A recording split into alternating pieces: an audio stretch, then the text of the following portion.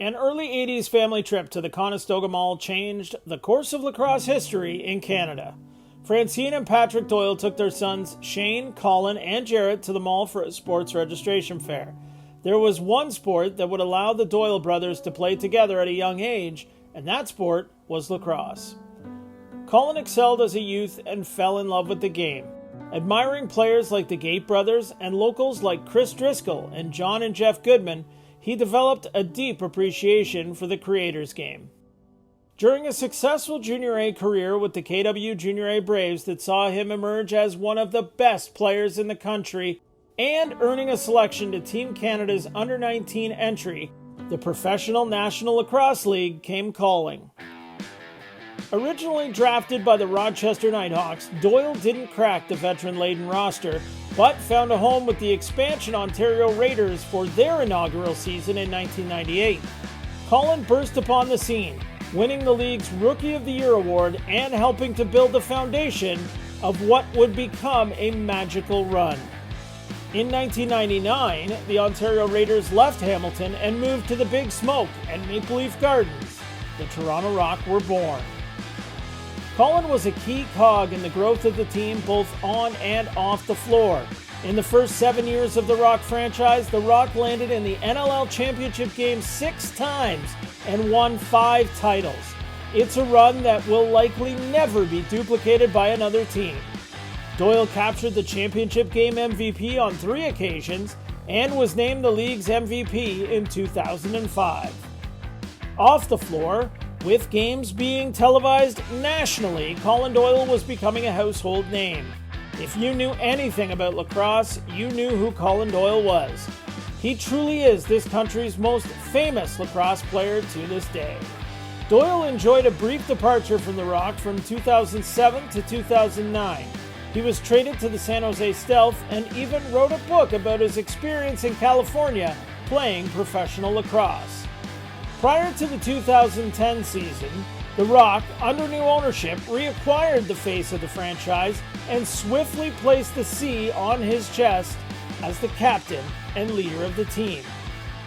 After missing the playoffs twice in Doyle's absence, the captain helped lead a group of grizzled veterans and fresh-faced superstars back to the NLL Championship game in his first season back. Falling just short of the ultimate goal, the team used their championship game disappointment to fuel the fire that put Toronto back on top of the lacrosse world 1 year later, guiding them to their league record 6th NLL championship. Doyle continued as team captain until his retirement from pro lacrosse following the 2016 season. The Toronto Rock have retired Colin's number 7 and have also inducted him into the team's Hall of Fame. The NLL Hall of Fame will no doubt be calling very soon as 2021 represents his first year of eligibility for selection. His professional lacrosse career also extended outdoors. Doyle won championships with both the Rochester Rattlers and Toronto Nationals of Major League Lacrosse. As a member of Team Canada in 2006 at the World Field Lacrosse Championships, he helped Canada end the Americans' 24-year reign as champions. Making the win even sweeter was the fact that the Canadians beat the Americans in London, Ontario in front of the home fans. On the international stage, his winning also continued indoors. As a member of Team Canada, winning the World Indoor Lacrosse Championship in 2003, 2007, and 2011. In the summers between NLL seasons, Doyle competed in the Canadian Lacrosse Association and won 7 Mann Cup Canadian Senior A Lacrosse Championships. He won those titles with multiple teams from multiple provinces. Doyle hoisted the cup with Coquitlam, Brampton, and Six Nations. Today, Doyle is still involved in the game, teaching the next generation of superstars at the Toronto Rock Athletic Centre, better known as the Track. Serving as the director of track athletics, Doyle gives back to the roots of the game daily. Colin Doyle, global lacrosse legend that had it all begin in Waterloo Region. Thanks everybody for having me, albeit virtually. Obviously these times have changed things. I'd love to have done this in person, but the honor remains the same. I want to thank the Waterloo Region Sports Hall of Fame for including me in this tremendous honor. Thank you so much. When talking about a Sports Hall of Fame, especially a local one, I think you have to start and you have to I had to force myself to go way back and think of some of the memories and how things started for me. It seems so long ago, but it's important to remember that. And this induction has certainly triggered some of those memories. So like any other athlete, thanks to my parents for getting me involved in youth sport when I was young. I have so many fond memories of that, and so much of who I became I owe to those many great memories and learning experiences playing youth sports. So thank you to my mom and dad, Francine and Pat Doyle. I'm forever in debt to you for that. Thank you. My brothers, Shane and Jarrett, for pushing me and being so supportive along the way. Everybody who's in a family knows how important those competitive ball hockey games or wall lacrosse games are. So thank you to both of them. Looking beyond that, I think it's important to remember how important minor lacrosse was to me. And it seems, again, like forever ago, but to the many great volunteers and coaches that put their time and effort in passing along a tremendous passion to me.